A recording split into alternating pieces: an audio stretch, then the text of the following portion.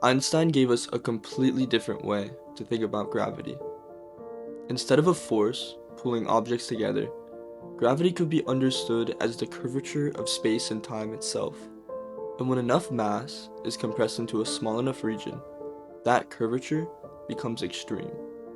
The result is one of the strangest objects in the universe, a black hole, a place where space-time is curved so strongly that even light cannot escape.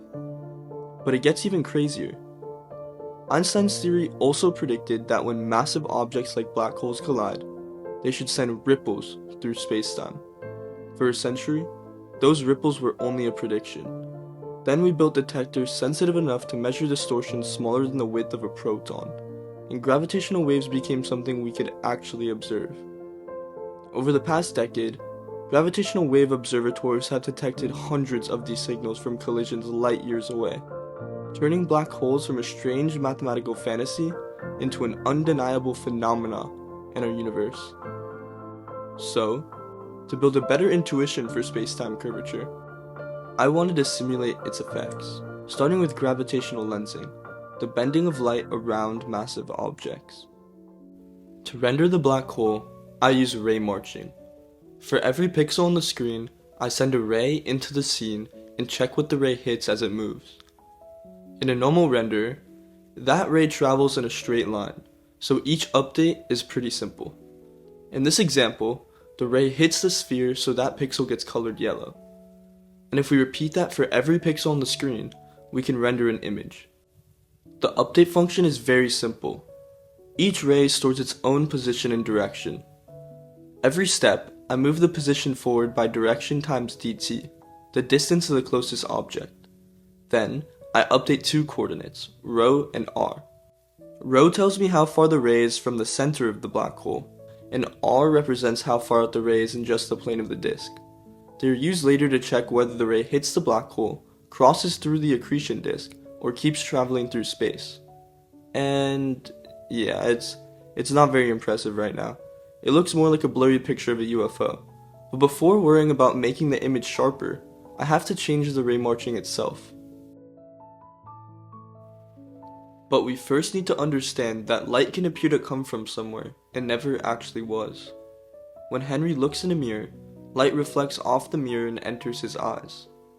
But his brain traces those rays backward in straight lines, placing the image behind the mirror even though no light actually came from there. That is called a virtual image. Now imagine a particle on the far side of the accretion disk. Normally, the black hole would block our view of it, but near a black hole, light does not have to travel in a straight line. So even though that particle is physically behind the black hole, some of its light can still reach us. Just like with the mirror, we naturally trace the incoming light backward in a straight line, making the particle appear to come from a different location. Now repeat that for many particles across the accretion disk. Light from the far side of the disk can all be bent toward the observer. When we trace those rays backward, they form virtual images around the black hole. That is why black hole renders often look like they have a doubled accretion disk. But in reality, there is still only one disk. The second disk is not another physical structure. It is an image created by curved light. So instead of updating each ray as a straight line through flat space, I updated it according to the curved space-time, allowing the light to bend around the black hole. Before, the renderer used the traditional ray marching update. Now, all I had to do was replace it with the relativistic version.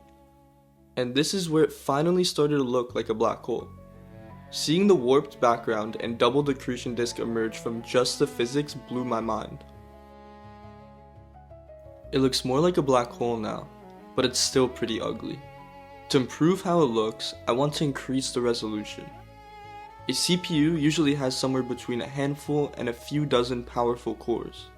Meanwhile, a single 1080p frame contains more than 2 million pixels, and every one of those pixels needs its own ray to be simulated, which may be hundreds of steps for each of those pixels. A graphics card is built for this exact kind of problem. In CUDA, a function marked with global is called a kernel. The kernel runs on the GPU, but it is launched by the CPU, or the host. When I launch the kernel, CUDA creates a huge collection of threads. Each thread calculates its own index, which I use to assign it to 1 pixel in the frame buffer. So instead of processing the screen 1 pixel at a time, the GPU can work on thousands of pixels in parallel. The functions called by that kernel also need to be available on the GPU. The device specifier marks a function that runs on the GPU, while host marks one that runs on the CPU.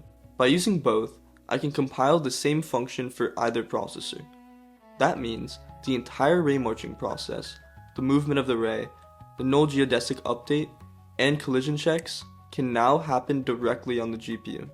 And with this one change, the renderer is no longer painfully slow. But I wanted my graphics card to struggle a little more.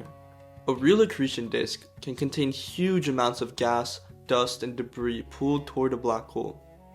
To make it feel more like a real disk, instead of just some circles drawn in by hand, I wanted to simulate hundreds of thousands of particles. But that creates a problem. Remember, there were already at least 20 million total steps. With 100,000 particles each ray must search through, a brute force could require more than 20 trillion particle distance checks for a single frame. Even a GPU would struggle with that. So instead of making every ray search through the entire disk, I divided the space around the black hole into a grid. Each grid cell stores only the particles currently inside it. Now, at each ray marching step, the ray can use its current position to find the relevant grid cell and search only the particles in that local area. That reduces a search through hundreds of thousands of particles to a search through only a small subset. But the particles are not stationary. They are constantly orbiting the black hole, which means they are also constantly moving between grid cells. To handle this, I added 2 CUDA kernels. The first updates every particle's position in parallel. The second rebuilds the grid by inserting each particle into its new cell. But rebuilding the grid creates another problem. Each cell stores its position as a linked list, where every particle points to the next particle in that cell. But multiple GPU threads may try to insert particles into the same cell at exactly the same time. Without synchronization, both threads could read the same head of the list and overwrite each other's update. That is a race condition. To prevent this, I use CUDA's atomic exchange operation. When a particle is inserted, atomic exchange safely replaces the cell's head with the new particle and returns the previous head. That previous particle then becomes the new particle's next pointer. That allows thousands of threads to rebuild the particle grid in parallel without corrupting the linked list. And with that, the simulation is finished, for now. There are still plenty of performance improvements I could make, and even more physics I want to learn to better model the accretion disk or experiment with interacting black holes. And I'd also like to eventually visualize effects like gravitational waves. I plan to keep documenting that process as I learn. Hopefully, the simulations and my video making skills continue improving along the way.